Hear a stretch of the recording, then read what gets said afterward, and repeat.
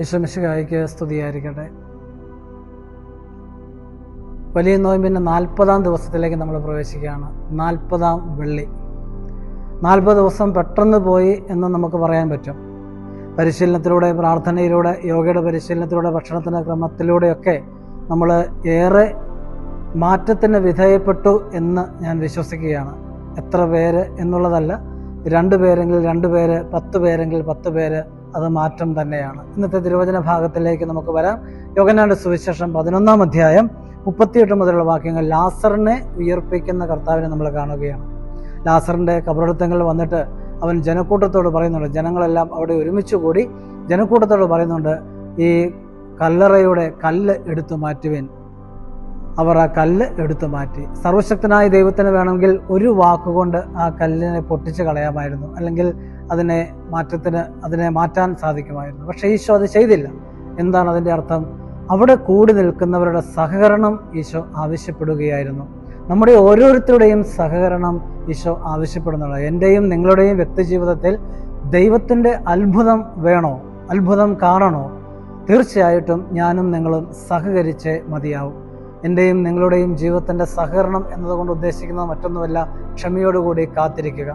കാരണം ലാസറിനെ അടക്കിയതിന് ശേഷം 4 ദിവസം കഴിഞ്ഞില്ലേ, ശരീരം ജീർണിച്ചില്ലേ എന്നൊക്കെയുള്ളതിൻ്റെ മറുപടി ഇതാണ്: വിശ്വസിച്ചാൽ ദൈവമഹത്വം കാണും. അതുകൊണ്ട് വിശ്വാസത്തോടെ, ക്ഷമയോടെ നമ്മൾ കാത്തിരിക്കുക. തീർച്ചയായിട്ടും അതായിരിക്കണം നമ്മുടെ ഭാഗത്തു നിന്നുള്ള ഒരു സഹകരണം. വീണ്ടും ലാസറിൻ്റെ പാരമ്പര്യത്തിൽ നിന്നും ആൽഫ്രഡ് പ്ലമ്മർ എന്ന് പറയുന്ന വ്യക്തി ഇപ്രകാരം കുറിച്ചു വയ്ക്കുന്നുണ്ട്. മരണത്തിൽ നിന്നും ഈശോ ലാസറിനെ ഉയർപ്പിക്കുന്നു. ആ ലാസർ ഈശോയോട് ചോദിക്കുകയാണ്, കർത്താവേ, ഞാൻ ഇനിയും മരിക്കുമോ? ഈശോ പറഞ്ഞു, നീ ഇനിയും മരിക്കും. അതിനുശേഷം ലാസർ പിന്നെ മിണ്ടുകയോ ചിരിക്കുകയോ ചെയ്തിട്ടില്ല എന്നാണ്. പിന്നെ സംസാരിക്കുകയോ ചിരിക്കുകയോ ചെയ്തിട്ടില്ല. അത്ര തീവ്രമാണ് ഈ മരണം എന്ന് പറയുന്നത്.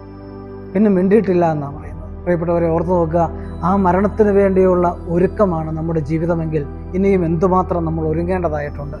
വലിയ ആഴ്ചയിലേക്ക് പ്രവേശിക്കുമ്പോൾ തീർച്ചയായിട്ടും ഒരുങ്ങണം. അതുകൊണ്ട് പ്രത്യേകം ശ്രദ്ധിക്കുക, ഈ വീഡിയോ കൃത്യമായിട്ട് കാണുക, കൂടെയുള്ളവർക്ക് ഷെയർ ചെയ്യുക. 40-ാം വെള്ളിയാണ്.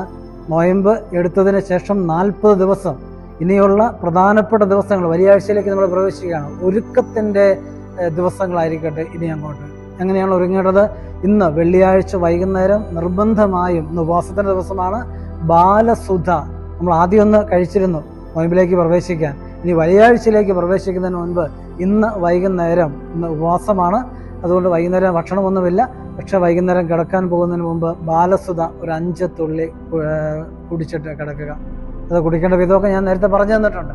അപ്പോൾ ശനിയാഴ്ച നന്നായിട്ട് വെളുപ്പാൻ കാലത്ത് വയറൊക്കെ നന്നായിട്ട് കഴുകി ദേഹത്തെ ശുദ്ധി ചെയ്ത്, മനസ്സിനെ ശുദ്ധി ചെയ്ത് ഞായറാഴ്ച, ഓശാന ഞായറാഴ്ചയിലേക്ക് പ്രവേശിക്കാൻ പറ്റും.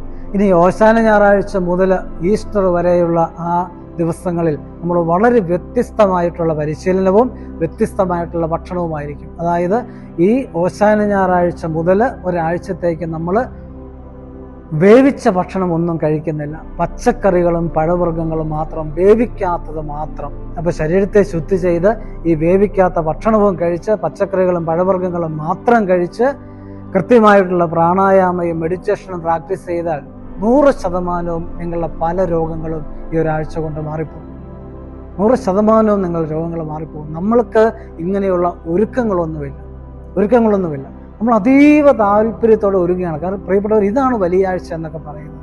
അല്ലെങ്കിൽ നമ്മൾ സാധാരണ പോലെ തിങ്കൾ, ചൊവ്വ, ബുധൻ നന്നായിട്ട് ഭക്ഷണമൊക്കെ കഴിച്ച്, വ്യാഴാഴ്ച ഭക്ഷണം കഴിച്ച്, വെള്ളിയാഴ്ച ഉപവാസത്തിൻ്റെ പേരിൽ നമ്മൾ ഭക്ഷണം കഴിച്ച്, പിന്നെ ശനിയാഴ്ച കിട്ടാവുന്നതിൻ്റെ അങ്ങേയറ്റം മത്സ്യമാംസാദികളൊക്കെ വാങ്ങിച്ച് മുന്നോട്ട് പോകുന്നൊരവസ്ഥ. നമുക്കൊന്ന് തിരുത്താം പ്രിയപ്പെട്ടവരെ, നമുക്കൊന്ന് തിരുത്താം. അതുകൊണ്ട് അതൊക്കെ അടുത്ത ദിവസത്തെ വീഡിയോയിൽ കൃത്യമായിട്ട് പറഞ്ഞുകൊള്ളാം. അപ്പോൾ ഈ ഒരു രീതിയിൽ നമുക്ക് നമ്മുടെ വലിയ ആഴ്ചയിലേക്ക് പ്രവേശിക്കാം. യോഗയുടെ ഇന്നത്തെ പരിശീലനത്തിലേക്ക് നമുക്ക് പ്രവേശിക്കാം. ഈശോ നിങ്ങളെല്ലാവരെയും അനുഗ്രഹിക്കട്ടെ. പ്രിയപ്പെട്ടവരെ, 40-ാം ദിവസത്തിൻ്റെ പരിശീലനത്തിലേക്ക് നമ്മൾ പ്രവേശിക്കുകയാണ്. 40-ാം വെള്ളിയുടെ പരിശുദ്ധിയും നിശബ്ദതയും ആനന്ദവും എല്ലാം നമ്മുടെ ജീവിതത്തിൽ ഉണ്ടാവണം. ഇതുപോലെ വജ്രാസനത്തിലിരിക്കുക. ഇന്ന് നമ്മൾ ശരിക്കും പറഞ്ഞാൽ വൈകുന്നേരം ശരീരത്തെ ശുദ്ധി ചെയ്യുന്ന ക്രിയ, ലഘുസംഘ പ്രക്ഷാളന എന്ന് പറയുന്ന ക്രിയ ചെയ്യണം. വയറിനെ ശുദ്ധി ചെയ്യുന്ന ക്രിയ അപ്പം ഏതെങ്കിലും തരത്തിലുള്ള ഭക്ഷണങ്ങൾ ഈ ദിവസങ്ങളിൽ നിങ്ങളുടെ വയറിനെ അസ്വസ്ഥതപ്പെടുത്തിയിട്ടുണ്ടെങ്കിൽ, മലിനമായിട്ടുള്ളത് എന്തെങ്കിലും ഉള്ളിൽ ചെന്നിട്ടുണ്ടെങ്കിൽ, വിഷം നിറഞ്ഞത് എന്തെങ്കിലും ഉള്ളിൽ ചെന്നിട്ടുണ്ടെങ്കിൽ അതിനെ എല്ലാം പുറത്ത് കളയുന്ന ആ ക്രിയ ചെയ്യണം. ശനിയാഴ്ച വീണ്ടും ഉപവാസത്തിൻ്റെ ദിവസമാണ്. വ്യാഴം, വെള്ളി, ശനി, ശനിയാഴ്ച.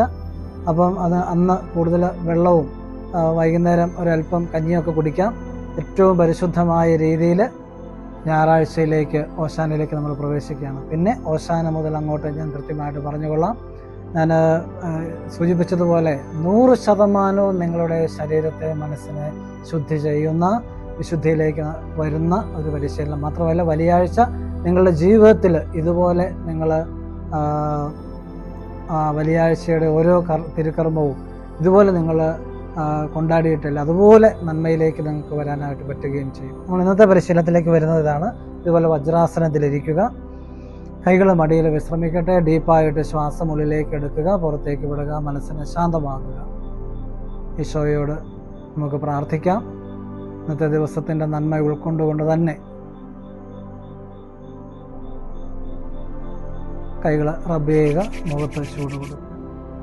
ഇന്ന് നമ്മൾ ചെയ്യുന്നത് കപാലഭാതി എന്ന് പറയുന്ന ഒരു ക്രിയയാണ്. ക്രിയ എന്ന് പറയുമ്പോൾ നമുക്കറിയാം, നമ്മുടെ ശരീരത്തെ ശുദ്ധി ചെയ്യുന്ന ഒന്നാണ്. ടോക്സിൻസ് എല്ലാം പുറത്തേക്ക് പോകുന്ന ഒന്നാണ്. ഇന്ന് നമ്മളത് ധാരാളമായിട്ട് ചെയ്യുന്നു. നാളെയും ഈ കപാലഭാതി നമ്മൾ ചെയ്യുന്നു. തുടർന്ന് മറ്റു ചില പരിശീലനങ്ങളും അങ്ങനെ ക്രിയയൊക്കെ ചെയ്ത്, കപാലഭാതി എന്ന് പറയുന്ന ക്രിയയും ലഘുസംഘ പ്രക്ഷാളനം എന്ന് പറയുന്ന ക്രിയയും ചെയ്ത് നമുക്ക് ശരീരത്തെ, മനസ്സിനെ ശാന്തമാക്കണം. അതിന് നിങ്ങൾ ചെയ്യേണ്ടത് വെറുതെ കൈ കമഴ്ത്തി വയ്ക്കുക. 2 രീതിയിൽ ചെയ്യാം. ഒന്നെങ്കിൽ ഇത് ചെസ്റ്റ് ഏരിയയിൽ കൈ വെച്ച് ചെയ്യാം. അതിനേക്കാൾ കംഫർട്ടബിൾ ആയിട്ടുള്ളത് കൈ വെറുതെ ഇതുപോലെ കമഴ്ത്തി വയ്ക്കുക മടിയിൽ. എന്നിട്ട് കണ്ണുകൾ അടയ്ക്കുക. ശക്തിയായിട്ട് ശ്വാസം പുറത്തേക്ക് വിടുക. Forceful exhalation, automatic inhalation. ശ്വാസം ഉള്ളിലേക്ക് എടുക്കേണ്ടതില്ല, ഓട്ടോമാറ്റിക്കായിട്ട് ഉള്ളിലേക്ക് പ്രവേശിച്ചോളും. ശ്രദ്ധിക്കുക.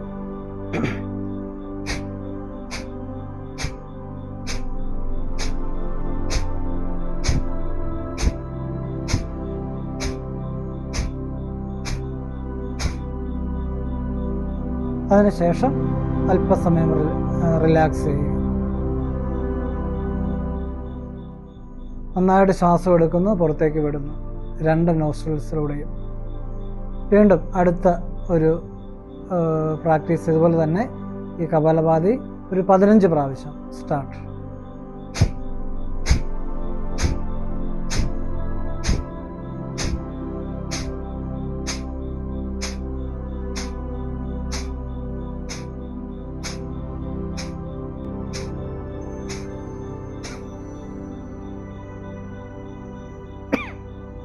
ഡീപ്പായിട്ട് ശ്വാസം എടുക്കുക, പുറത്തേക്ക് വിടുക.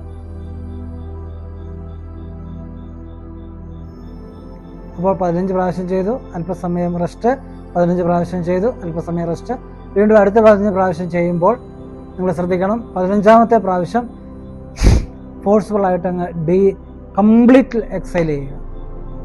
അതിനുശേഷം നിങ്ങൾ ഓട്ടോമാറ്റിക് സസഷൻ ബ്രത്ത് എന്ന് പറയും. നിങ്ങളറിയാതെ നിങ്ങളുടെ ശ്വാസം അങ്ങ് നിലയ്ക്കുകയാണ്. അത് പരിപൂർണ നിശബ്ദതയാണ്, ഏകാഗ്രതയാണ്, ഏകാന്തതയാണ്, ധ്യാനമാണ്, ദൈവാനുഭവമാണ്. ശരിക്കും ഇങ്ങനെയുള്ള പരിശീലനങ്ങളാണ് നമുക്ക് വേണ്ടത്. ചെയ്യാം.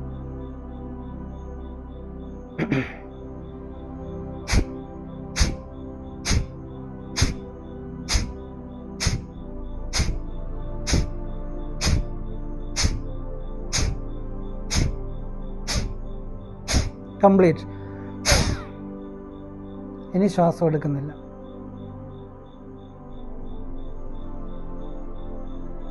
ഈശോയെ മാത്രം മനസ്സിൽ ധ്യാനിക്കുന്നു. വേറെ ഒരു ശബ്ദവും ഒരു ചിന്തയും ഒന്നുമില്ല.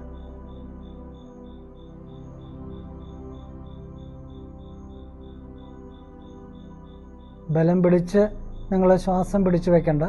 തന്നെ എപ്പോൾ നിങ്ങൾക്ക് ശ്വാസം ഉള്ളിലേക്ക് എടുക്കണമെന്ന് തോന്നുന്നു അപ്പോൾ എടുക്കുക. ശ്വാസം എടുക്കുന്നു, പയ്യെ പുറത്തേക്ക് വിടുന്നു. ഞാൻ പറഞ്ഞു, കപാലഭാതി ഒരേ സമയം പ്രാണായാമമാണ്, അതേസമയം ക്രിയ ആണ്. ശരീരത്തിൻ്റെ മാലിന്യങ്ങൾ പുറത്തേക്ക് പോയാൽ, അശുദ്ധി പുറത്തേക്ക് പോയാൽ പിന്നെ ദൈവാനുഭവമാണ്, പിന്നെ ദൈവത്തിൻ്റെ സാന്നിധ്യമാണ്. പ്രിയപ്പെട്ടവരെ, ഈ നോമ്പുകാലം കഴിഞ്ഞും ഈസ്റ്റർ കഴിഞ്ഞും ഈ യോഗയുടെ പരിശീലനം നിങ്ങൾ തുടരണം. കാരണം മറ്റൊന്നുമല്ല, നിങ്ങൾ സമ്പാദിച്ചു വച്ചിരിക്കുന്നതെല്ലാം ഒറ്റ ദിവസം കൊണ്ട് തീരാൻ പോവുകയാണ്. അങ്ങനെയാണ്. ഒരു പനി വന്നാൽ മതി, ഒരു കിഡ്നി സ്റ്റോൺ വന്നാൽ മതി, ഒരു ഹാർട്ട് അറ്റാക്ക് വന്നാൽ മതി, ഒരു സ്ട്രോക്ക് വന്നാൽ മതി. എന്തുമാത്രം പൈസയാണ് തീർന്നു പോകുന്നത്. എല്ലാ സ്വപ്നങ്ങളും താറുമാറാവുകയാണ്. അതുകൊണ്ട് നമുക്കിത് തുടരണം, ചേർന്ന് നിൽക്കണം, കൂടെ നിൽക്കണം.